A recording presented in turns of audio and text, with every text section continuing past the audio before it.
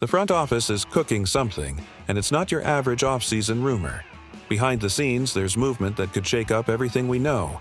A bold plan is taking shape, and Cowboys Nation might be in for a surprise. What's really going on at the Star? Don't miss this one. Hit that subscribe button now and stay ahead of the curve. What if I told you the Dallas Cowboys are eyeing a move that could shake the offense at its core? A trade proposal is making noise, and the name turning heads? A Pro Bowl tight end with elite athleticism and a price tag to match. David Njoku. Now, before you shrug it off as another flashy headline, let's talk facts. Njoku isn't just some average target. In 2023, he posted strong numbers despite being part of an up-and-down Cleveland offense. He's a matchup nightmare: size, speed, hands, the full package. For a quarterback like Dak Prescott, who thrives with reliable middle-field options, Njoku could be a game-changer, especially in a system that's trying to build more chemistry and rhythm under new leadership. But here's where it gets tricky: the contract.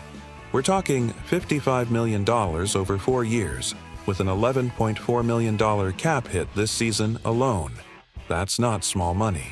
And even if it's just a one-year rental, do we really need to spend big on a position where Jake Ferguson has already been stepping up? That's the million-dollar question.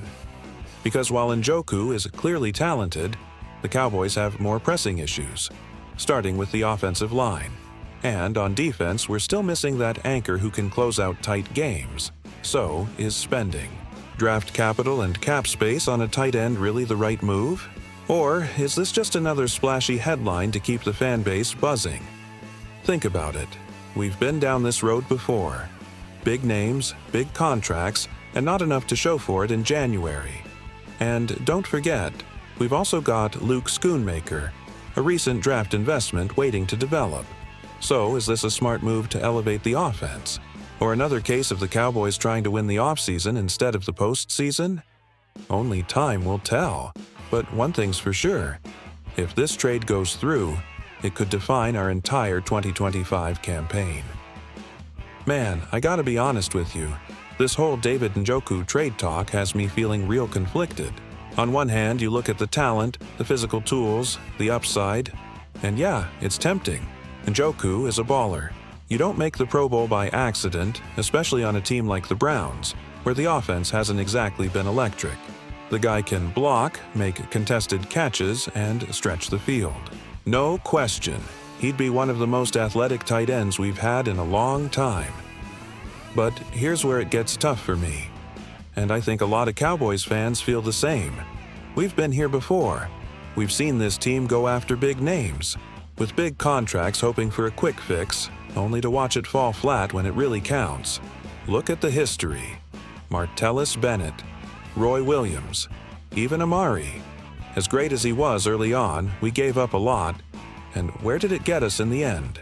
I'm not saying Njoku would be a bust. Not at all. But we've got Jake Ferguson, who's earned his spot. We've got Schoonmaker, a guy we used solid draft capital on. And yet, here we are again, possibly giving up a future picks and cap space on a position that, quite frankly, isn't the biggest hole on this roster. We need offensive line help. We need linebackers that can tackle in space. We need a secondary that doesn't fold in the fourth quarter. I'm not convinced that dropping over $11 million this year on a luxury tight end is how you fix those problems. Smash that like button if you want real change in Dallas. Subscribe to the channel to stay ahead of every breaking headline, and let's ride through this roller coaster together.